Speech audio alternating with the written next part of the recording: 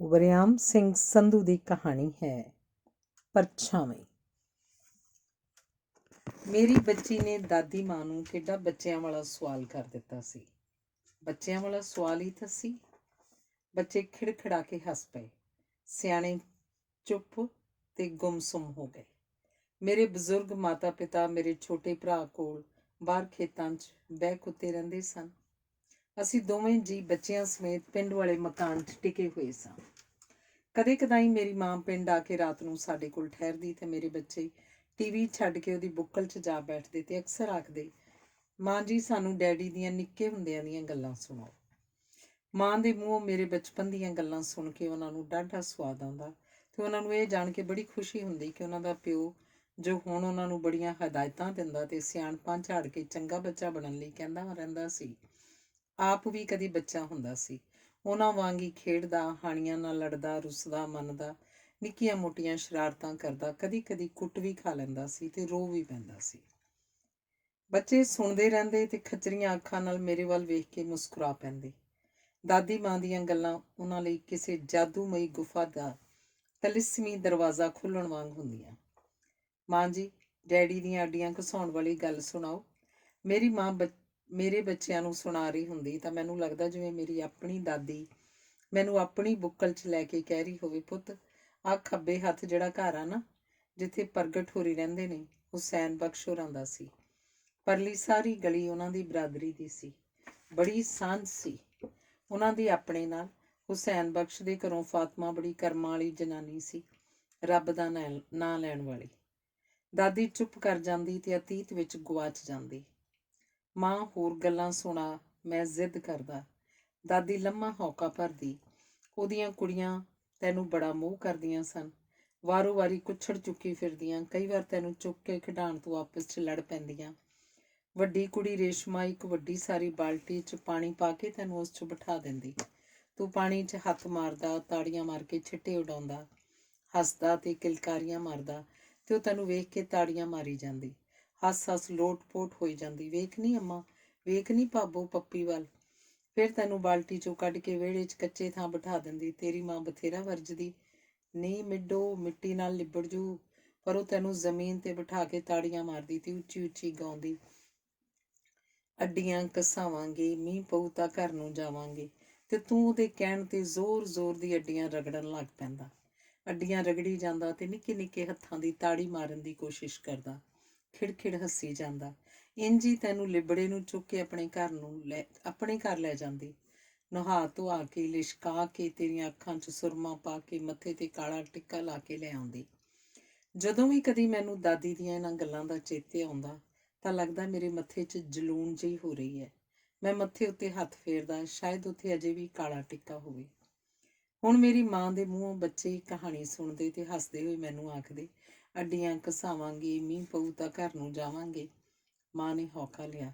ਵਿਚਾਰੀ ਕਿਸੇ ਘਰ ਵੀ ਨਾ ਜਾ ਸਕੀ। ਮਾਂ ਜੀ ਕਿੱਥੇ ਗਈ ਫੇਰ ਉਹ? ਛੋਟੀ ਬੱਚੀ ਨੇ ਪੁੱਛਿਆ। ਮਾਂ ਬੜੀ ਵਾਰੀ ਦੱਸ ਚੁੱਕੀ ਸੀ। ਬੱਚੇ ਬੜੀ ਵਾਰ ਸੁਣ ਚੁੱਕੇ ਸਨ, ਪਰ ਫਿਰ ਵੀ ਪਤਾ ਨਹੀਂ ਕਿਉਂ ਉਹ ਬਾਰ-ਬਾਰ ਸੁਣਨ ਲਈ ਉਤਾਵਲੇ ਰਹਿੰਦੇ ਸਨ। ਪਰ ਅੱਜ ਤਾਂ ਮਾਂ ਬਹੁਤ ਹੀ ਉਦਾਸ ਸੀ। ਮੈਂ ਤੇ ਮੇਰੀ ਪਤਨੀ ਵੀ ਬਹੁਤ ਦੁਖੀ ਸਾਂ। ਬੱਚੇ ਚੁੱਪ ਤੇ ਸਹਿਮੇ ਹੋਏ ਸਨ। ਕਸਬਾ ਨੁਮਾ ਪਿੰਡ ਦੇ ਬਾਜ਼ਾਰ 'ਚ ਕੱਲ੍ਹ ਚੱਲੀ ਅੰਧਾ-ਧੁੰਦ ਗੋਲੀ 'ਚ ਸਾਡੇ ਖੱਬੇ ਹੱਥ ਰਹਿੰਦਾ ਸਾਡਾ ਗੁਆਂਢੀ ਮਨੋਹਰ ਤੇ ਉਹਦਾ ਪਿਤਾ ਮਾਰੇ ਗਏ ਸਨ। ਹੋਰ ਕਈ ਜ਼ਖਮੀ ਹੋਏ ਸਨ। ਅੱਜ ਦੀ ਅਖਬਾਰ 'ਚ ਅੰਨ੍ਹੇਵਾਹ ਹੋਈ ਫਾਇਰਿੰਗ ਦੀ ਖਬਰ ਮੋਟੀ ਸੁਰਖੀ 'ਚ ਛਪੀ ਸੀ। ਮਨੋਹਰ ਮੇਰਾ ਹੀ ਹਾਣੀ ਸੀ। ਛੋਟੇ ਹੁੰਦਿਆਂ ਉਹ, ਮੈਂ ਤੇ ਪ੍ਰਗਟ ਕਦੀ ਇੱਕ ਤੇ ਕਦੀ ਦੂਜੇ ਦੇ ਘਰ ਤੁਰੇ ਰਹਿੰਦੇ। ਸਾਰੀ ਦਿਹਾੜੀ ਖੇਡਦੇ ਰਹਿੰਦੇ। ਜਦੋਂ ਭੁੱਖ ਲੱਗਦੀ, ਜਿਹੜੇ ਘਰ ਹੁੰਦੇ ਉੱਥੋਂ ਜੋ ਮਿਲਦਾ ਖਾ ਲੈਂਦੇ।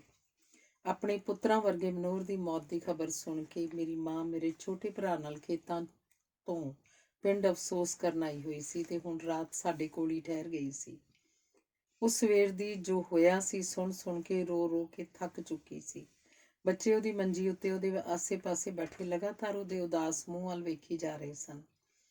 ਬੱਚਿਆਂ ਵੱਲ ਵੇਖ ਕੇ ਮੈਨੂੰ ਲੱਗਾ ਮੈਂ ਤੇ ਮਨੋਹਰ ਆਪਣੀ ਦਾਦੀ ਹਰਨਾਮ ਕੌਰ ਦੀ ਬੁੱਕਲ 'ਚ ਬੈਠੇ ਹੋਏ ਉਹਦੀਆਂ ਗੱਲਾਂ ਸੁਣ ਰਹੇ ਸਾਂ। ਸਾਡੇ ਘਰ ਸੋਫੇ 'ਚ ਵੜਦਿਆਂ ਖੱਬੇ ਹੱਥ ਨੁੱਕਰ ਵਾਲੀ ਅਲਮਾਰੀ ਵਿੱਚ ਰੰਬੀਆਂ, ਆਰਾਂ, ਕਲਬੂਤ, ਖੁਰੀਆਂ ਤੇ ਬਹੁਤ ਸਾਰੇ ਕਿੱਲ ਮੇਖਾਂ ਪਏ ਹੋਏ ਸਨ। ਉਸੇ ਨੁੱਕਰੇ ਭਾਂਡਿਆਂ ਦੀਆਂ 2 ਬੋਰੀਆਂ ਭਰੀਆਂ ਪਈਆਂ ਸਨ। ਉਸ ਪਾਸੇ ਵੱਡੇ ਭਾਰੇ ਰੰਗੀਨ ਪਾਵਿਆਂ ਵਾਲਾ ਪਲੰਗ ਡੱਠਾ ਹੋਇਆ ਸੀ। ਮੈਂ, ਪ੍ਰਗਟ ਤੇ ਮਨੋਹਰ ਨਿੱਕੇ ਹੁੰਦਿਆਂ ਲੁਕਣ ਮੀਟੀ ਖੇਡਦੇ ਜਦੋਂ ਉਹਨਾਂ ਭਾਂਡਿਆਂ ਦੀਆਂ ਬੋਰੀਆਂ ਪਿੱਛੇ ਲੁਕਣ ਲੱਗਦੇ ਤਾਂ ਮੇਰੀ ਦਾਦੀ ਆਖਦੀ, ਵੇ ਨਾ ਪੁੱਤ, ਇਹ ਵਿਚਾਰੇ ਹੁਸੈਨ ਬਖਸ਼ ਮੋਚੀ ਦਾ ਸਮਾਨ ਹੈ, ਪੁੱਤ ਇਹਨੂੰ ਨਾ ਛੇੜਿਓ। ਤੇ ਦਾਦੀ ਮਾਂ ਇਹਨਾਂ ਭਾਂਡਿਆਂ ਪਿਛਲੀ ਕਹਾਣੀ ਸੁਣਾਉਣ ਲੱਗਦੀ। ਜਿਸ ਦਿਨ ਉਹਨਾਂ ਨੇ ਤਕਾਲਾ ਨੂੰ ਤੁਰਨਾ ਸੀ, ਜਾਣ ਤੋਂ ਪਹਿਲਾਂ ਭਾਂਡੇ, ਸੰਦ, ਸੂਤ ਤੇ ਪਲੰਗ ਆਪਣੇ ਘਰ ਰੱਖ ਕੇ ਹੁਸੈਨ ਬਖਸ਼ ਨੇ ਘਰ ਦਾ ਤਾਲਾ ਤੇ ਚਾਬੀਆਂ ਤੇ ਦੁਕਾਨ ਦੀਆਂ ਚਾਬੀਆਂ ਤੁਹਾਡੇ ਬਾਪੂ ਨੂੰ ਫੜਾ ਦਿੱਤੀਆਂ। ਲੈ ਸਰਦਾਰ ਕਿਸ਼ਨ ਸਿਆਂ, ਰਤਾ ਰੌਲਾ ਗੌਲਾ ਮੱਠਾ ਹੋਇਆ ਤਾਂ ਮੋੜ ਆਵਾਂਗੇ, ਤੂੰ ਚਾਬੀਆਂ ਸਾਂਭ ਰੱਖੀ। ਤੇ ਫਿਰ ਉਹਨੇ ਡੂੰਘਾ ਸਾਹ ਭਰ ਕੇ ਆਖਿਆ, ਜੇ ਮੁੜ ਆਏ ਤਾਂ ਵਾਹ ਭਲੀ, ਨਹੀਂ ਤਾਂ ਅੱਲਾ ਬੇਲੀ। ਅੱਛਾ ਹੁਸੈਨ ਬਖਸ਼, ਦਿਲ ਛੋਟਾ ਨਾ ਕਰ ਕਮਲਿਆ, ਇਹ ਤਾਂ 4 ਕੁ ਦਿਨਾਂ ਦੀ ਖੱਪ ਹੈ। ਕਦੀ ਕਿਸੇ ਨੇ ਆਪਣੇ ਘਰ ਘਾਟ ਵੀ ਛੱਡੇ ਨੇ ਭਲਿਆ ਲੋਕਾ। ਤੁਸੀਂ ਇੱਥੇ ਹੀ ਆਉਣਾ ਹੈ, ਇੱਥੇ ਹੀ ਵਸਣਾ ਹੈ। ਜਿਉਂ ਹੀ ਜੱਫੀ ਪਾ ਕੇ ਵਿਦਾ ਹੋ ਕੇ ਘਰ ਨੂੰ ਤੁਰਿਆ, ਤੇਰੇ ਬਾਪੂ ਦੇ ਮਨ 'ਚ ਹੌਲ ਜਿਹਾ ਉੱਠਿਆ ਤੇ ਉਹ ਘੋੜੀ ਖੋਲ ਕੇ ਪੈਲੀਆਂ ਨੂੰ ਫੇਰਾ ਮਾਰਨ ਤੁਰ ਗਿਆ। ਦਾਦੀ ਬੋਲਦੀ ਬੋਲਦੀ ਚੁੱਪ ਕਰ ਜਾਂਦੀ। ਤੇ ਇਸ ਤੋਂ ਅਗਲੀ ਕਹਾਣੀ ਤਾਂ ਫਿਲਮ ਦੇ ਰੁਕੇ ਹੋਏ ਦ੍ਰਿਸ਼ ਵਾਂਗ ਸਾਡੀਆਂ ਅੱਖਾਂ ਸਾਹਮਣੇ ਜੰਮ ਕੇ ਰਹਿ ਗਈ ਸੀ। ਅਜੇ ਹੁਸੈਨ ਬਖਸ਼ ਨੂੰ ਗਿਆ ਕੁਝ ਪਲ ਹੀ ਬੀਤੇ ਸਨ ਕਿ ਬਲਬੀਰ ਸਿੰਘ ਅਟਾਰੀ ਵਾਲਾ ਤੇ ਬਚਨਾ ਪੈਂਚ ਆਪਣੇ ਟੋਲੇ ਸਮੇਤ ਆ ਧਮਕੇ ਸਨ, ਨਿਕਲੋਏ ਬਾਹਰ ਹੁਸੈਨਿਆਂ, ਕੁੱਤਿਆ, ਸੂਰਖਾਣਿਆਂ। ਹੁਸੈਨ ਬਖਸ਼ ਨੇ ਦਰਵਾਜ਼ੇ ਦੀ ਝੀਤ 'ਚੋਂ ਵੇਖਿਆ, ਨੰਗੀਆਂ ਕਿਰਪਾਨਾਂ ਤੇ ਲਿਸ਼ਕਦੇ ਤਿੱਖੇ ਬਰਚਿਆਂ ਵਾਲੀ ਭੀੜ ਸੀ। ਲੋਕ ਕੋਠਿਆਂ ਉੱਤੇ ਖੜੇ ਸਨ, ਪਰ ਕਿਸੇ ਦੀ ਹਿੰਮਤ ਨਹੀਂ ਸੀ ਪੈ ਰਹੀ ਕਿ ਭੀੜ ਨੂੰ ਰੋਕੇ। ਭੁੱਤਰੀ ਹੋਈ ਮੰਡੀਰ, ਤੈਨੂੰ ਸੁਣਿਆ ਨਹੀਂ ਹੋਏ? ਅੱਗੇ ਹੀ ਦੂਜੇ ਪਿਛਲੀ ਰਾਤ ਬਚ ਕੇ ਨਿਕਲ ਗਏ, ਤੂੰ ਅਜੇ ਵੀ ਇੱਥੇ? ਰਤਾ ਬਾਹਰ ਤਾਂ ਨਿਕਲ, ਬਲਬੀਰ ਸਿੰਘ ਨੇ ਲਲਕਾਰਿਆ। ਹੁਸੈਨ ਬਖਸ਼ ਪਿਛਲੀ ਕੰਧ ਟੱਪ ਕੇ ਸਾਡੇ ਘਰ ਆ ਗਿਆ। ਮੇਰੀ ਦਾਦੀ ਤੇ ਮਾਂ ਨੇ ਉਹਨੂੰ ਰਜਾਈਆਂ ਹੇਠਾਂ ਲੁਕਾ ਲਿਆ, ਪਰ ਉਹਦੇ ਪਿਤਾ ਬੁੱਢੇ ਫਜ਼ਲ ਹੱਕ ਨੇ ਬਲਬੀਰ ਸਿੰਘ ਦੀ ਆਵਾਜ਼ ਪਛਾਣੀ ਤਾਂ ਪਤਾ ਨਹੀਂ ਉਹਨੂੰ ਕੀ ਹੋ ਗਿਆ। ਉਹਨੇ ਘਰਦਿਆਂ ਦੇ ਰੋਕਦਿਆਂ ਆਪਣੇ ਕੰਬਦੇ ਬੁੱਢੇ ਹੱਥਾਂ ਨਾਲ ਦਰਵਾਜ਼ਾ ਖੋਲ੍ਹਿਆ ਤੇ ਉੱਚੀ ਤਰਬਕ ਕੇ ਬੋਲਿਆ, ਲੈ ਮਾਰ ਓਏ ਬਲਬੀਰਿਆ ਮੇਰੇ, ਜੇ ਤੂੰ ਹੀ ਪੁੱਤਰਾ ਮੈਨੂੰ ਮਾਰਨ ਆ ਗਿਆ ਹੈ ਤਾਂ ਮਾਰ। ਉਹ ਤੂੰ ਨਹੀਂ ਮੈਨੂੰ ਮਾਰ ਸਕਦਾ ਕਮਲਿਆ, ਤੇਰਾ ਹੱਥ ਮੇਰੇ ਤੇ ਉੱਠ ਹੀ ਨਹੀਂ ਸਕਦਾ। ਉਹ ਪਤਾ ਨਹੀਂ ਕਿਹੜੇ ਵਿਸ਼ਵਾਸ ਨਾਲ ਬੋਲੀ ਜਾ ਰਿਹਾ ਸੀ। ਕਿਉਂ, ਮੈਂ ਕਿਉਂ ਨਹੀਂ ਮਾਰ ਸਕਦਾ? ਬਲਬੀਰ ਸਿੰਘ ਇੱਕਦਮ ਹੈਰਾਨ ਹੋ ਗਿਆ। ਉਹ ਆਪਣੀ ਮਰਦਾਨਗੀ ਨੂੰ ਵੰਗਾਰਦੇ ਸਵਾਲ ਦਾ ਜਵਾਬ ਉਡੀਕਣ ਲਈ ਰੁਕ ਗਿਆ ਤੇ ਉਹਨੇ ਇਸ਼ਾਰੇ ਨਾਲ ਭੀੜ ਨੂੰ ਵੀ ਰੋਕ ਲਿਆ। ਤੂੰ ਨਹੀਂ ਮੈਨੂੰ ਮਾਰ ਸਕਦਾ? ਤੂੰ ਪੁੱਛ ਕਿਉਂ? ਪਰ ਆਪਣੇ ਮਨ ਨੂੰ ਹੀ ਪੁੱਛ ਪੁੱਤਰਾ, ਤੈਨੂੰ ਕਿਹੜਾ ਨਹੀਂ ਪਤਾ? ਤੇਰਾ ਪਿਓ ਤੇ ਮੈਂ ਲੰਗੋਟੀਏ ਯਾਰ ਸਾਂ।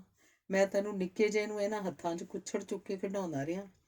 ਉਹਨੇ ਆਪਣੇ ਗਲ 'ਚ ਪਾਏ ਪਰਨੇ ਨੂੰ ਪਾਏ ਦੋਹਾਂ ਹੱਥਾਂ ਨੂੰ ਛੱਡ ਕੇ ਅੱਗੇ ਨੂੰ ਹੱਥ ਪਸਾਰ ਕੇ ਵਿਖਾਉਂਦਿਆਂ ਕਿਹਾ, ਇਹਨਾਂ ਹੱਥਾਂ ਨਾਲ ਕੰਧਾੜੇ ਬਿਠਾ ਕੇ ਤੈਨੂੰ ਹੂਟੇ ਦਿੰਦਾ ਰਿਹਾ। ਤੂੰ ਮੇਰੇ ਮੋਢਿਆਂ ਤੇ ਪਿਸ਼ਾਬ ਕਰਦਾ ਸਾਂ ਤੇ ਗਲ ਤੋਂ ਲੈ ਕੇ ਤੇੜ ਤੱਕ ਮੇਰੇ ਲੀੜੇ ਭੇਜ ਜਾਂਦੇ ਸਨ। ਓਏ ਤੂੰ ਮੈਨੂੰ ਮਾਰੇਂਗਾ? ਕਦੰਤ ਨਹੀਂ, ਤੂੰ ਮੈਨੂੰ ਮਾਰ ਹੀ ਨਹੀਂ ਸਕਦਾ, ਤੇ ਜੇ ਮਾਰ ਸਕਦਾ ਹੈ ਤਾਂ ਲੈ, ਮੇਰੀ ਧੌਣ ਤੇਰੇ ਸਾਹਮਣੇ ਹੀ। ਤੇ ਉਹਨੇ ਝੁਕੇ ਹੋਏ ਲੱਕ ਨੂੰ ਹੋਰ ਨਿਵਾ ਕੇ ਧੌਣ ਨੀਵੀਂ ਕਰ ਦਿੱਤੀ। ਉਹਦੇ ਗਲ 'ਚ ਲਮਕਦਾ ਪਰਨਾ ਧਰਤੀ ਨੂੰ ਛੂਹ ਰਿਹਾ ਸੀ। ਗਲ ਵਿੱਚ ਪਰਨਾ ਲਮਕਦਾ ਨੀਵੀਂ ਧੌਣ ਹੋਇਆ। ਉਸ ਬਜ਼ੁਰਗ ਦਾ ਬਿੰਬ ਸਦਾ ਲਈ ਮੇਰੇ ਜ਼ਿਹਨ 'ਚ ਸਥਿਰ ਹੋ ਕੇ ਰਹਿ ਗਿਆ ਸੀ। ਆਨੰਦਪੁਰ 'ਚ ਗਲ 'ਚ ਪੱਲਾ ਪਾਈ ਖੜੋਤੇ ਕਸ਼ਮੀਰ ਦੇ ਪੰਡਤਾਂ ਨਾਲ ਫਜ਼ਲ ਹੱਕ ਦਾ ਚਿਹਰਾ ਸਦਾ ਮੇਰੀ ਸੋਚ 'ਚ ਗੱਡ ਮੱਡ ਹੋ ਜਾਂਦਾ ਰਿਹਾ ਸੀ। ਉਹਨੇ ਇੰਨੇ ਹੰਮੇ ਦੇ ਮਾਣ 'ਚ ਭਰ ਕੇ ਸ਼ਬਦ ਕਹੇ ਸਨ ਕਿ ਸਭ ਪਾਸੇ ਖਾਮੋਸ਼ੀ ਵਰਤ ਗਈ। ਕੋਠਿਆਂ ਉੱਤੇ ਔਰਤਾਂ ਤੇ ਬੱਚੇ ਖੜੋਤੇ ਵਹਿਸ਼ਤ ਦਾ ਨਾਚ ਵੇਖ ਰਹੇ ਸਨ। ਨੰਗੇ ਤੇਜ਼ ਹਥਿਆਰਾਂ ਵਾਲੀ ਭੀੜ ਆਪਣੇ ਲੀਡਰ ਵੱਲ ਤੇ ਫਜ਼ਲ ਹੱਕ ਦੀ ਝੁਕੀ ਹੋਈ ਧੌਣ ਵੱਲ ਵੇਖ ਰਹੀ ਸੀ। ਕਿਸੇ ਨੇ ਉਹਦੇ ਗਲ 'ਚ ਲਮਕਦਾ ਪਰਨਾ ਖਿੱਚ ਕੇ ਦੂਰ ਵਗਾ ਮਾਰਿਆ ਤੇ ਫਿਰ ਲੋਕਾਂ ਨੇ ਬਲਬੀਰ ਸਿੰਘ ਦੀ ਉੱਠਦੀ ਹੋਈ ਤਲਵਾਰ ਵੇਖੀ। ਬਲਬੀਰ ਸਿੰਘ ਨੇ ਫਜ਼ਲ ਹੱਕ ਵੱਲੋਂ ਉਹਨੂੰ ਬਚਪਨ 'ਚ ਖਿਡਾਏ ਜਾਣ ਦਾ ਮਾਣ ਰੱਖ ਲਿਆ ਸੀ। ਕੋਈ ਜਣਾ ਰੇਸ਼ਮਾ ਨੂੰ ਬਾਹੋਂ ਫੜ ਕੇ ਧੋਣ ਲੱਗਾ ਤਾਂ ਉਹਨੇ ਉਹਦੇ ਹੱਥਾਂ ਉੱਤੇ ਦੰਦੀ ਵੱਢ ਕੇ ਬਾਹਾਂ ਛੁਡਾ ਕੇ ਨੌਂਦਰਾਂ ਉਹਦੇ ਗਲ 'ਚ ਖੁਬੋ ਦਿੱਤੀਆਂ ਤੇ ਫਿਰ ਦੂਜੇ ਪਲ ਉਹ ਵੀ ਅੱਡੀਆਂ ਘਸਾਉਂਦੀ ਦਮ ਤੋੜ ਗਈ ਸੀ। ਜਦੋਂ ਹੁਸੈਨ ਬਖਸ਼ ਦੇ 8-9 ਸਾਲ ਦੇ ਮੁੰਡੇ ਨੂੰ ਮੰਜੇ ਹੇਠੋਂ ਧੂ ਕੇ ਬਾਹਰ ਕੱਢਿਆ ਤਾਂ ਉਹ ਹੱਥ ਜੋੜੀ ਡੜਿਆ ਪਿਆ, ਉਹ ਸਰਦਾਰੋ ਮੈਨੂੰ ਨਾ ਮਾਰੋ, ਮੈਂ ਤੁਹਾਡੇ ਡੰਗਰ ਚਾਰਿਆ ਕਰੂੰ, ਮੈਨੂੰ ਜਾਨੋਂ ਰੱਖ ਲਓ। ਮੁੰਡਾ ਹੱਥ ਜੋੜੀ ਲਿਲਕੜੀਆਂ ਲੈ ਰਿਹਾ ਸੀ। ਓਏ ਰੱਬ ਤਰਸੀ ਕਰੋ, ਓਏ ਇਹਨੂੰ ਮਾਸੂਮ ਨੂੰ ਤਾਂ ਬਖਸ਼ ਦਿਓ। ਭੀੜ ਨੂੰ ਚੀਰਦਾ ਹੋਇਆ ਬਾਬਾ ਸੋਹਣ ਸਿੰਘ ਅੱਗੇ ਵਧਿਆ। ਸਾਡੇ ਦਸ਼ਮੇਸ਼ ਪਿਤਾ ਦੇ ਸਾਹਿਬਜ਼ਾਦੇ ਏਡੇ ਏਡੇ ਹੀ ਸਨ ਜਦੋਂ ਇਹਨਾਂ ਤੇ ਇਹਨਾਂ ਦੇ ਮੁੰਡੇ ਕੋਲੋਂ ਸਾਹਿਬਜ਼ਾਦਿਆਂ ਦਾ ਬਦਲਾ ਲੈ ਲਿਆ ਸੀ। ਦਾਦੀ ਆਖਦੀ ਹੁੰਦੀ ਸੀ, ਜਦੋਂ ਸਾਰਾ ਪਿੰਡ ਉਹਨਾਂ ਬੇਦੋਸ਼ੀਆਂ ਦੀਆਂ ਲਾਸ਼ਾਂ ਵੇਖਣ ਉੱਲਰ ਆਇਆ ਸੀ ਤਾਂ ਛੋਟੇ ਮੁੰਡੇ ਦੇ ਹੱਥ ਅਜੇ ਵੀ ਜੁੜੇ ਹੋਏ ਸਨ, ਜੋ ਕਹਿ ਰਹੇ ਸਨ, ਮੈਨੂੰ ਜਾਨੋਂ ਰੱਖ ਲਓ, ਮੈਂ ਤੁਹਾਡੇ ਡੰਗਰ ਚਾਰਿਆ ਕਰੂੰ। ਅਸੀਂ ਜਦੋਂ ਵੀ ਕਦੇ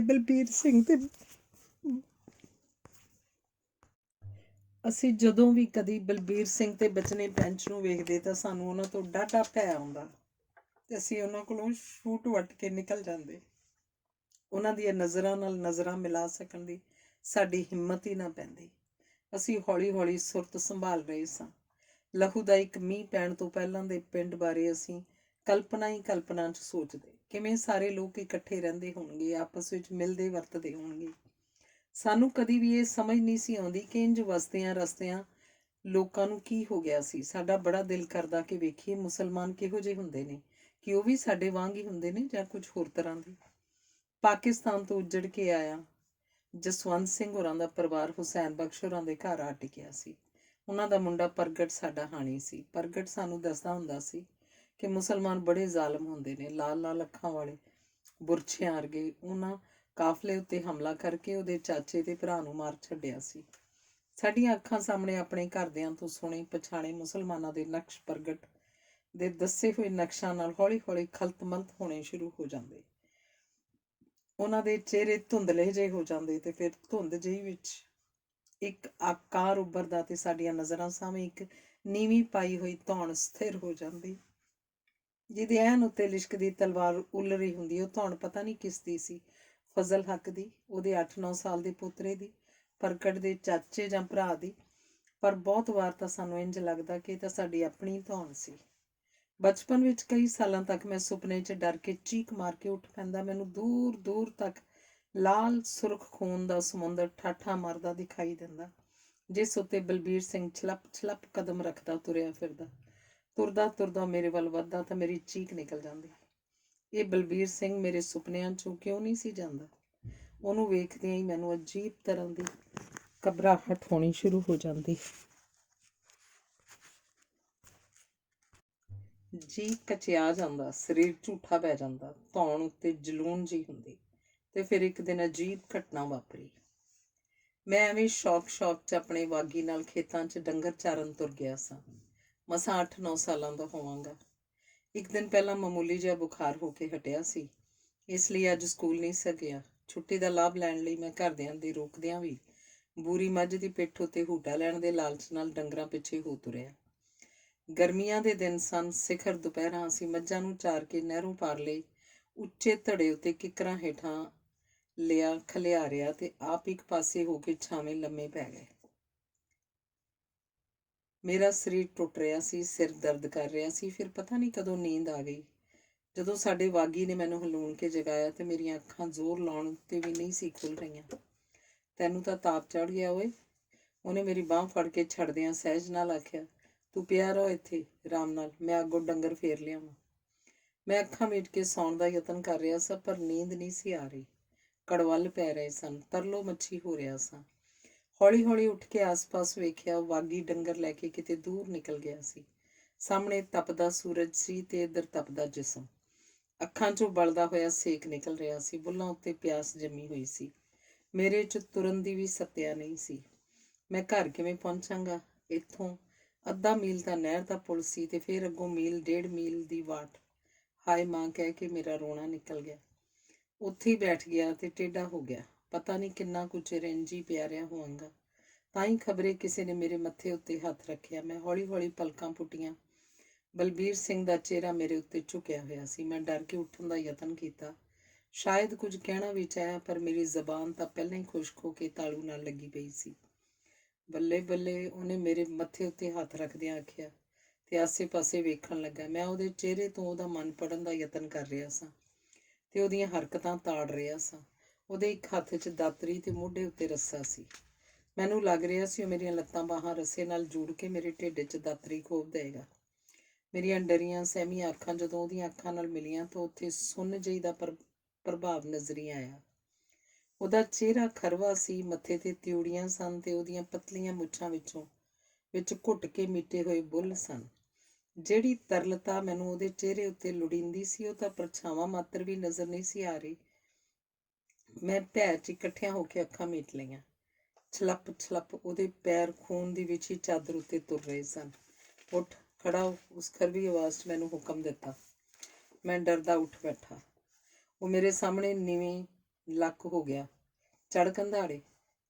ਮੈਂ ਸਿਖਾਏ ਹੋਏ ਪਾਲਤੂ ਵਾਂਗ ਹੁਕਮ ਮੰਨ ਲਿਆ ਤੇ ਉਹਦੀ ਧੌਣ ਦੇ ਦੋਹੀਂ ਪਾਸੇ ਲੱਤਾਂ ਲਮਕਾ ਕੇ ਉਹਦੇ ਮੋਢਿਆਂ ਤੇ ਬੈਠ ਗਿਆ। ਉਹ ਹੌਲੀ ਹੌਲੀ ਨਹਿਰ ਦੇ ਪਾਣੀ 'ਚ ਉਤਰਨ ਲੱਗਾ।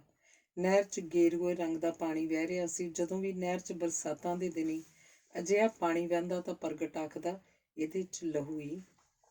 ਤੇ ਗੇਰੂਆ ਪਾਣੀ ਵਹਿੰਦਾ ਵੇਖ ਕੇ ਮੈਨੂੰ ਇਹੋ ਅਹਿਸਾਸ ਹੁੰਦਾ ਜਿਵੇਂ ਪਿੱਛੇ ਕਿਸੇ ਨੇ ਪੁਲ ਉੱਤੇ ਕਿਸੇ ਦੀ ਧੌਣ ਉੱਤੇ ਲਿਸ਼ਕਦੀ ਤਲਵਾਰ ਉਲਾਰੀ ਹੋਵੇ।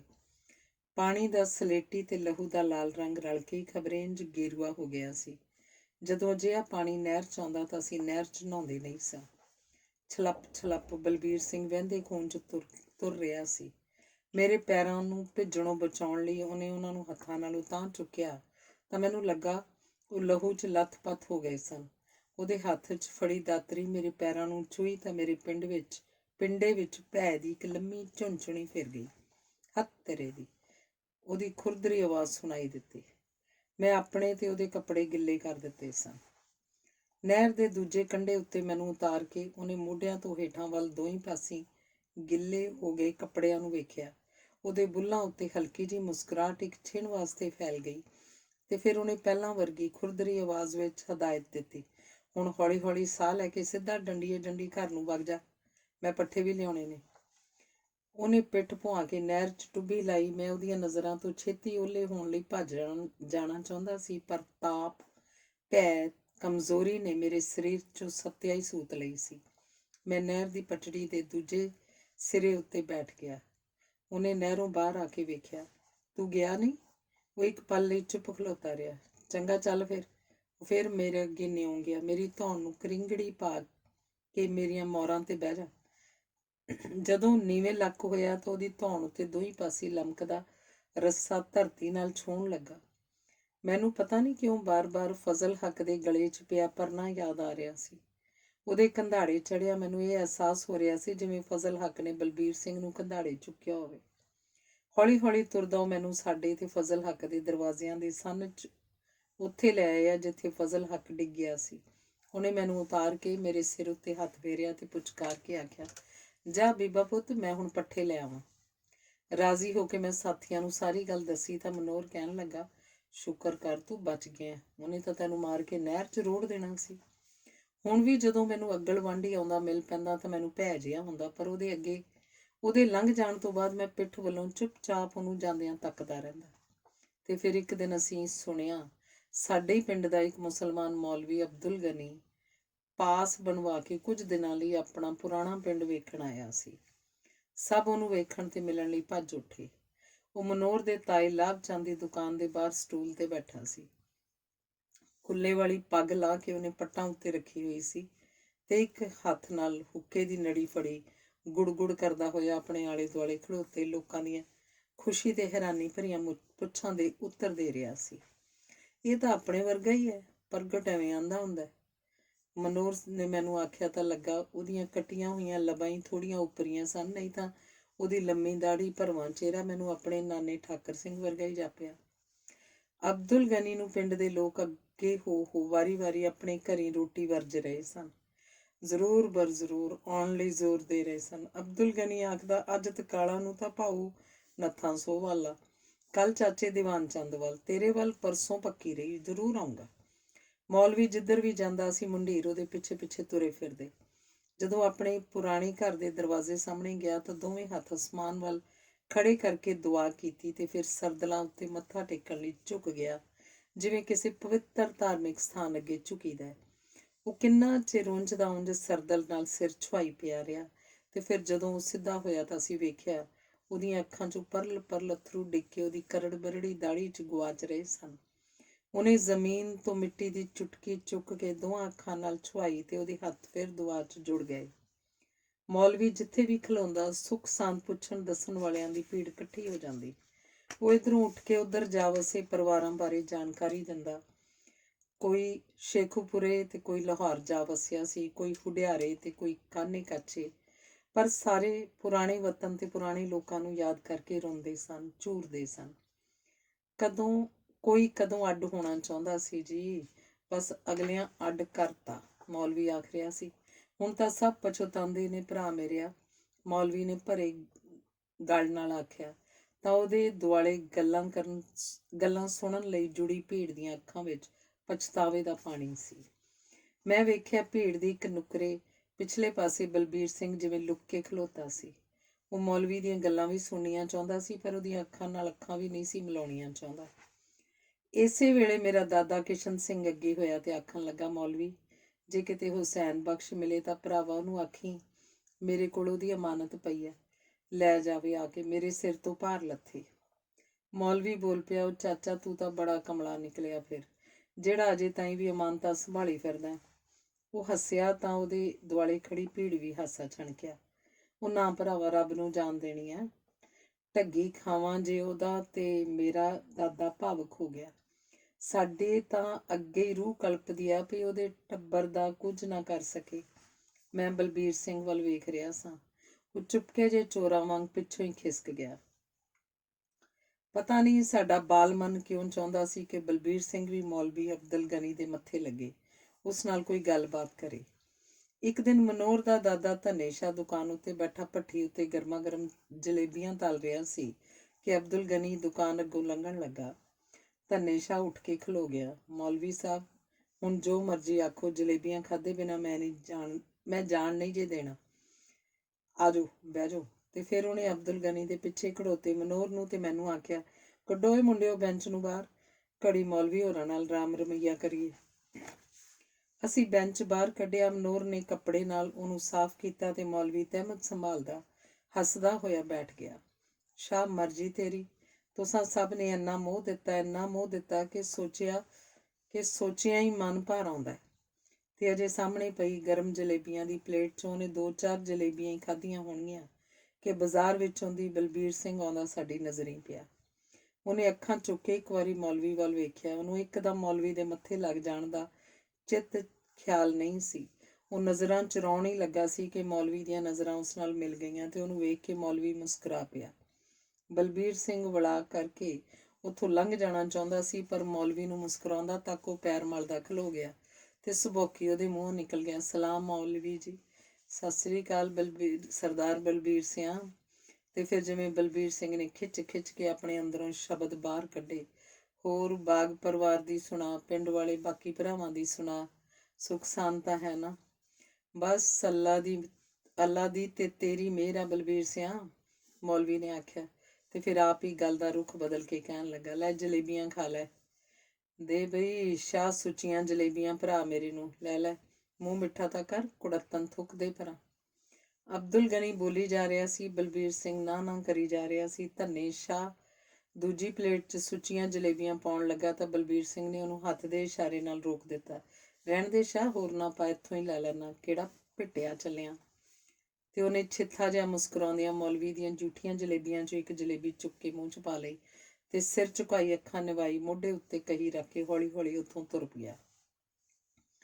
ਤੇ ਉਸ ਤੋਂ 5-7 ਸਾਲ ਬਾਅਦ ਬਲਬੀਰ ਸਿੰਘ ਇਸ ਸੰਸਾਰ ਤੋਂ ਹੀ ਤੁਰ ਗਿਆ। ਮੇਰੇ ਬੱਚੇ ਅਜੇ ਵੀ ਮੇਰੀ ਮਾਂ ਦੀ ਬੁੱਕਲ 'ਚ ਬੈਠੇ ਸਨ। ਉਹ ਬਿਟਰ ਸਾਡੇ ਵੱਲ ਵੇਖ ਰਹੇ ਸਨ। ਉਹ ਅੱਜ ਮੇਰੇ ਨਿੱਕੇ ਹੁੰਦਿਆਂ ਦੀ ਕਹਾਣੀ ਨਹੀਂ ਸਨ ਸੁਣਨਾ ਚਾਹੁੰਦੇ। ਇਹ ਕਹਾਣੀ ਤੋਂ ਬੜੀ ਵਾਰ ਸੁਣ ਚੁੱਕੇ ਸਨ। ਉਹਨਾਂ ਦੇ ਕੰਨਾਂ 'ਚ ਅਜੇ ਵੀ ਸਾਡੇ ਵਾਂਗ ਹੀ ਰਾਤ ਦੀਆਂ ਚੱਲੀਆਂ ਗੋਲੀਆਂ ਦਾ ਖੜਾਕ ਗੂੰਜ ਰਿਹਾ ਸੀ, ਜਿਨ੍ਹਾਂ ਗੋਲੀਆਂ ਨੇ ਮਨੋਹਰ ਤੇ ਉਹਦੇ ਪਿਤਾ ਨੂੰ ਭੁੰਨ ਕੇ ਰੱਖ ਦਿੱਤਾ ਸੀ। ਮੈਂ ਆਪਣੇ ਆਪ ਵਿੱਚ ਗੁੰਮ ਗਰਕ ਹੋਇਆ ਸੋਚੀ ਜਾ ਰਿਹਾ ਸਾਂ, ਸਾਡੇ ਘਰ ਦੇ ਸੱਜੇ ਖੱਬੇ ਕੀ ਹੋ ਗਿਆ ਸੀ, ਇਹ ਕੀ ਹੋ ਰਿਹਾ ਸੀ। ਕੁਝ ਮਹੀਨੇ ਹੀ ਹੋਏ ਹੋਣਗੇ ਜਦੋਂ ਮਨੋਹਰ ਨੇ ਮੈਨੂੰ ਸਲਾਹ ਪੁੱਛਣ ਵਾਂਗ ਆਖਿਆ, ਮੇਰੀ ਸਲਾਹ ਹੈ, ਇਸ ਮਾਹੌਲ ਵਿੱਚ ਹੁਣ ਪਿੰਡ ਰਹਿਣਾ ਠੀਕ ਨਹੀਂ, ਪਤਾ ਨਹੀਂ ਕਿਹੜੇ ਵੇਲੇ ਕੀ ਭਾਣਾ ਵਾਪਰ ਜਾਏ। ਉਹ ਕੁਝ ਚਿਰ ਮੇਰੇ ਚਿਹਰੇ ਵੱਲ ਆਸ ਜਿਹੀ ਨਾਲ ਤੱਕਦਾ ਰਿਹਾ ਸੀ। ਜਦੋਂ ਉਹਨੂੰ ਮੇਰੇ ਚਿਹਰੇ 'ਚੋਂ ਕੋਈ ਦਿਲਾਸਾ ਲੱਭਣ ਦੀ ਥਾਂ ਯਤਾਮਤ ਪਸਰੀ ਨਜ਼ਰ ਆਈ ਤਾਂ ਉਸ ਬੁਝੇ ਚਿਹਰੇ ਨਾਲ ਧਰਤੀ ਵੱਲ ਵੇਖਦਿਆਂ ਹੌਕਾ ਲਿਆ, ਘਰ-ਬਾਰ ਛੱਡਣਾ ਹੀ ਪੈਣਾ ਵੀਰ ਮੇਰਿਆ। ਉਹਦੇ ਬੋਲ ਸੁਣ ਕੇ ਮੇਰਾ ਜੀਅ ਕੀਤਾ ਉਹਨੂੰ ਆਪਣੇ ਦਾਦੇ ਦੇ ਸ਼ਬਦਾਂ 'ਚ ਧਰਵਾਸ ਦਿਆਂ, ਐਵੇਂ ਦਿਲ ਛੋਟਾ ਨਾ ਕਰ, ਇਹ ਤਾਂ 4 ਦਿਨਾਂ ਦੀ ਖੱਪ ਹੈ, ਕਦੀ ਕਿਸੇ ਨੇ ਆਪਣੇ ਘਰ ਘਾਟ ਵੀ ਛੱਡੇ ਨੇ, ਭਲਿਆ ਲੋਕਾ ਤੁਸੀਂ ਇੱਥੇ ਹੀ ਆਉਣਾ ਹੈ, ਇੱਥੇ ਹੀ ਵਸਣਾ ਹੈ। ਪਰ ਮੈਂ ਇਹ ਸਾਰਾ ਕੁਝ ਉਹਨੂੰ ਕਿਵੇਂ ਆਖਦਾ ਸਾਂ? ਮੇਰੇ ਵੱਸ 'ਚ ਕੀ ਸੀ? ਜੇ ਉਹ ਇਸ ਖਿਲਾਰੇ ਨੂੰ ਸਾਂਭ ਨਹੀਂ ਸਕਦੇ ਤਾਂ ਜੋ ਇਹ ਜਾਇਜ਼ ਨਜਾਇਜ਼ ਮੰਗਦੇ ਨੇ ਵਿੱਚੋਂ ਦੇਣ ਪਰੇ ਇਹਨਾਂ ਨੂੰ। ਨਿੱਤ ਦਾ ਪੁਆੜਾ ਮੁੱਕੇ। ਕਦੀ ਕਦੀ ਮਨੋਹਰ ਹਾਲਾਤੀ ਹਾਜ਼ਰਾ ਉੱਤੇ ਟਿੱਪਣੀ ਕਰਦਾ, ਨਜਾਇਜ਼ ਛੱਡ ਕੇ ਜਾਇਜ਼ ਵੀ ਨਾ ਦੇਣ ਦੀ ਬਦਨੀਤ ਕਰਕੇ ਸਾਰਾ ਖਿਲਾਰਾ ਪਿਆ ਹੋਇਆ। ਜਿੰਨਾ ਚਿਰ ਨੀਤ ਸਾਫ਼ ਨਾ ਹੋਈ ਨਿੱਤ ਇਹੋ ਹੁੰਦਾ ਰਹਿਣਾ। ਇਹ ਨਹੀਂ ਮੁੱਕਣੀ, ਪ੍ਰਗਟ ਜਵਾਬ 'ਚ ਆਖਦਾ। ਪਰ ਮੈਂ ਕੀ ਆਖਦਾ? ਇਤਿਹਾਸ ਮੇਰੇ ਕਲਾਵੇ ਵਿੱਚੋਂ ਤਾਂ ਨਿਕਲ ਗਿਆ ਜਾਪਦਾ ਸੀ ਤੇ ਆਪਣੀਆਂ ਪੈੜਾਂ ਛੱਡੀ ਜਾ ਰਿਹਾ ਸੀ। ਸੱਜੇ ਖੱਬੇ ਉੜਦੀ ਧੂੜ ਨਾਲ ਮੇਰੀਆਂ ਅੱਖਾਂ ਭਰ ਗਈਆਂ ਸਨ। ਇਸ ਪਿੰਡ ਦੇ ਨਿੱਕੇ ਜਿਹੇ ਬਾਜ਼ਾਰ ਵਿੱਚ CRP ਵਾਲੇ ਤਾਂ ਰੋਜ਼ ਰਾਖੀ ਲਈ ਗੇੜੇ ਮਾਰਦੇ ਰਹਿੰਦੇ ਸਨ, ਪਰ ਇੱਕ ਦਿਨ ਉਹ ਵੀ ਆ ਗਏ। ਸਿਖਰ ਦੁਪਹਿਰੇ ਭਰੇ ਬਾਜ਼ਾਰ, ਚਿਹਰੇ ਭਰਨਿਆਂ ਨਾਲ ਲਪੇਟੇ, ਗਲਾਂ 'ਚ ਸਟੇਨ ਗੰਨਾਂ, ਦੁਕਾਨਾਂ ਬੰਦ ਹੋਣ ਲੱਗੀਆਂ, ਫੜਾਕ ਫੜਾਕ ਸ਼ਟਰ ਡਿੱਗਣ ਲੱਗੇ। ਬਾਜ਼ਾਰ 'ਚ ਖੇਡਦੇ ਨਿੱਕੇ ਨਿਆਣੇ ਘਰਾਂ ਨੂੰ ਨੱਸ ਉੱਠੇ। ਇੱਕ ਗਰਜਵੀਂ ਆਵਾਜ਼ ਗੂੰਜੀ, ਕੋਈ ਦੁਕਾਨ ਬੰਦ ਨਾ ਕਰੋ, ਨਾ ਹੀ ਭੱਜੋ, ਅਸੀਂ ਕਿਸੇ ਨੂੰ ਕੁਛ ਨਹੀਂ ਆਖਣਾ, ਤੁਸੀਂ ਭਰਾ ਹੋ ਸਾਡੇ। ਸਭ ਹੱਥ ਰੁਕ ਗਏ। ਦਰਵਾਜ਼ੇ ਜਿੰਨੇ ਜਿੰਨੇ ਬੰਦ ਹੋਏ ਸਨ ਓਨੇ ਓਨੇ ਬੰਦ ਰਹੇ, ਜਿੰਨੇ ਜਿੰਨੇ ਖੁੱਲ੍ਹੇ ਸਨ ਓਨੇ ਓਨੇ ਖੁੱਲ੍ਹੇ ਰਹਿ ਗਏ, ਜਿਵੇਂ ਸਭ ਕੋਈ ਜਾਦੂਈ ਮੰਤਰ ਨਾਲ ਕੀਲੇ ਗਏ ਸਨ। ਕਮਲਿਓ, ਕਿਉਂ ਭੱਜਦੇ ਹੋ? ਕਾਹਨੂੰ ਲੁਕਦੇ ਹੋ? ਤੁਸੀਂ ਤਾਂ ਸਾਡੀ ਦੇਹ ਜਾਨ ਹੋ। ਅਸੀਂ ਤੁਹਾਨੂੰ ਮਾਰਨ ਨਹੀਂ ਆਏ, ਅਸੀਂ ਤਾਂ ਸੌਦਾ ਸੂਤ ਲੈਣ ਆਏ ਹਾਂ। ਖੋਲ੍ਹੋ ਦੁਕਾਨਾਂ ਤੇ ਕਰੋ ਕਾਰੋਬਾਰ। ਉਹ ਬਾਜ਼ਾਰ 'ਚ ਖੜੋਤੇ ਸਨ। ਸੋਹਣ ਦਰਜੀ ਆਪਣੀ ਮਸ਼ੀਨ ਅੱਗੋਂ ਉੱਠਿਆ ਤੇ ਉਹਨਾਂ ਦੇ ਨੇੜੇ ਜਾ ਕੇ ਹੱਥ ਜੋੜੇ। ਹੁਕਮ ਕਰੋ ਜਥੇਦਾਰ ਜੀ। ਹੁਕਮ ਹਕਮ ਕੋਈ ਨਹੀਂ, ਬਸ ਅਸੀਂ ਥੋੜ੍ਹਾ ਜਿਹਾ ਕੱਪੜਾ ਲੈਣਾ। ਤੂੰ ਇੱਥੇ ਸਾਡੇ ਬੰਦਿਆਂ ਲਈ ਇੱਕ ਮੇਜ਼ ਰੱਖ ਦੇ। ਇਹ ਕਹਿੰਦਿਆਂ 3 ਜਣੇ ਵੱਡੇ ਸ਼ਾਹਾਂ ਦੀ ਬਜਾਜੀ ਦੀ ਦੁਕਾਨ 'ਚ ਜਾ ਵੜੇ। 2 ਬਾਹਰ ਹੀ ਖੜੇ ਰਹੇ ਤੇ ਸੋਹਣ ਦੇ ਲਿਆਂਦੇ ਮੇਜ਼ ਉੱਤੇ ਛੋਟੀ ਮਸ਼ੀਨ ਗਨ ਰੱਖ ਕੇ ਬਾਜ਼ਾਰ ਦੇ ਦੋਹਾਂ ਸਿਰਿਆਂ ਵੱਲ ਚੌਕਸੀ ਰੱਖਣ ਲੱਗੇ। ਆਪਣੇ ਵੱਲ ਸਹਿਮੀਆਂ ਨਜ਼ਰਾਂ ਨਾਲ ਤੱਕਦੇ ਦੁਕਾਨਦਾਰਾਂ ਨੂੰ ਵੇਖ ਕੇ ਉਹਨਾਂ ਵਿੱਚੋਂ ਇੱਕ ਜਣੇ ਨੇ ਆਪਣੇ ਚਿਹਰੇ ਤੋਂ ਕੱਪੜਾ ਵੀ ਉਤਾਰ ਦਿੱਤਾ। ਉਹ ਵੇਂਦੇ ਕੀ ਹੋ? ਤੁਹਾਡੇ ਹੀ ਭਰਾ, ਡਰੋ ਨਾ। ਸ਼ਾਹਾਂ ਦੀ ਵੱਖੀ ਵਾਲੀ ਦੁਕਾਨ ਤੋਂ ਮਨੋਹਰ ਆਪਣੀ ਭੱਠੀ ਤੋਂ ਉੱਠਿਆ। ਜਥੇਦਾਰ ਜੀ, ਚਾਹ ਬਣਾਵਾਂ? ਨਾਲ ਗਰਮਾ ਗਰਮ ਜਲੇਬੀਆਂ। ਜਥੇਦਾਰ ਉਹਦੀ ਗੱਲ ਸੁਣ ਕੇ ਜੇ ਮੁਸਕਰਾ ਹੀ ਰਿਹਾ ਸੀ ਕਿ ਸ਼ਾਹਾਂ ਦਾ ਨੌਕਰ ਦੁਕਾਨ ਤੋਂ ਬਾਹਰ ਨਿਕਲ ਕੇ ਦੁੱਧ ਪੱਤੀ ਦਾ ਆਰਡਰ ਦੇ ਗਿਆ। ਦੂਜੀਆਂ ਦੁਕਾਨਾਂ ਵਾਲੇ ਹੁਣ ਆਨੇ ਬਹਾਨੇ ਉਹਨਾਂ ਦੇ ਕੋਲੋਂ ਲੰਘ ਰਹੇ ਸਨ, ਫਤਿਹ ਬੁਲਾ ਰਹੇ ਸਨ। ਨਿੱਕੇ ਨਿੱਕੇ ਬੱਚੇ ਉਹਨਾਂ ਦੇ ਕੋਲ ਹੋ ਕੇ ਉਹਨਾਂ ਨੂੰ ਗੌਰ ਨਾਲ ਵੇਖਦੇ, ਦੁਕਾਨ 'ਚ ਝਾਤੀ ਮਾਰਦੇ ਤੇ ਭੱਜੇ ਭੱਜੇ ਭਾਊ ਆ ਗਏ ਕਹਿੰਦੇ ਹੋਏ ਮਾਵਾਂ ਨੂੰ ਦੱਸਣ ਘਰਾਂ ਨੂੰ ਦੌੜ ਜਾਂਦੇ। ਉਹ ਲਗਭਗ ਅੱਧਾ ਘੰਟਾ ਦੁਕਾਨ 'ਚ ਰਹੇ। ਕਿੰਨਾ ਸਾਰਾ ਕੱਪੜਾ ਲਿਆ, ਦੁੱਧ ਪੱਤੀ ਪੀਤੀ, ਗਰਮਾ ਗਰਮ ਜਲੇਬੀਆਂ ਖਾਧੀਆਂ। ਸ਼ਾਹਾਂ ਦੇ ਨਾ ਕਰਦਿਆਂ ਵੀ ਕੱਪੜੇ ਦਾ ਮੁੱਲ ਪੁੱਛਿਆ। ਉਹ ਪੈਸੇ ਦੇਣ ਲੱਗੇ ਤਾਂ ਸ਼ਾਹ, ਜਿਹੜੇ ਇਸ ਤੋਂ ਪਹਿਲਾਂ ਕਿਸੇ ਗਰੁੱਪ ਨੂੰ 1 ਲੱਖ ਰੁਪਏ ਦੇ ਚੁੱਕੇ ਸਨ, ਕੰਬਦੇ ਹੱਥਾਂ ਨਾਲ ਪੈਸੇ ਫੜਦੇ ਘਬਰਾ ਰਹੇ ਸਨ। ਖਾਲਸਾ ਕਿਸੇ ਦਾ ਹੱਕ ਨਹੀਂ ਰੱਖਦਾ, ਨਾ ਕਿਸੇ ਨੂੰ ਅੰਨ੍ਹੇਵਾਹ ਮਾਰਦਾ। ਤੁਸੀਂ ਦੁਕਾਨਾਂ ਖੋਲ੍ਹ ਕੇ ਰੱਖਿਆ ਕਰੋ, ਸਾਡੇ ਹੁੰਦਿਆਂ ਤੁਹਾਡੀ ਵਾਹ ਵੱਲ ਨਹੀਂ ਵਹਿੰਦਾ ਕੋਈ। ਬਾਹਰ ਥੜੇ ਉੱਤੇ ਆ ਕੇ ਉਹਨਾਂ ਮਨੋਹਰ ਨੂੰ ਦੁੱਧ ਪੱਤੀ ਤੇ ਜਲੇਬੀਆਂ ਦੇ ਪੈਸੇ ਪੁੱਛੇ। ਮਨੋਹਰ ਦੇ ਬੋਲਣ ਤੋਂ ਪਹਿਲਾਂ ਹੀ ਵੱਡਾ ਸ਼ਾਹ ਬੋਲ ਪਿਆ, ਕੋਈ ਨਹੀਂ ਜੀ, ਪੈਸੇ ਅਸੀਂ ਦੇ ਦਿਆਂਗੇ। ਨਾ ਜੀ ਨਾ, ਇੰਨੀਆਂ ਮਿੱਠੀਆਂ ਜਲੇਬੀਆਂ ਦਾ ਤਾਂ ਮੁੱਲ ਹੀ ਕੋਈ ਨਹੀਂ। ਤੇ ਉਹ ਮਨੋਹਰ ਦੇ ਰਹਿਣ ਦਿਓ ਜਥੇਦਾਰੋ, ਰਹਿਣ ਦਿਓ। ਕਹਿੰਦਿਆਂ 50 ਦਾ ਨੋਟ ਸੁੱਟ ਕੇ ਕੱਪੜੇ ਤੇ ਹਥਿਆਰ ਸੰਭਾਲਦੇ ਹੋਏ ਸਾਹਮਣੀ ਭੀੜੀ ਗਲੀ ਵਿੱਚੋਂ ਲੋਪ ਹੋ ਗਏ। ਉਸ ਤੋਂ ਪਿੱਛੋਂ ਸਭ ਦੁਕਾਨਾਂ ਖੁੱਲ੍ਹਣੀਆਂ ਸ਼ੁਰੂ ਹੋ ਗਈਆਂ ਸਨ। ਸਭ ਦੇ ਚਿਹਰਿਆਂ ਉੱਤੇ ਜ਼ਿੰਦਗੀ ਦਾ ਖੇੜਾ ਪਰਤ ਆਇਆ ਸੀ।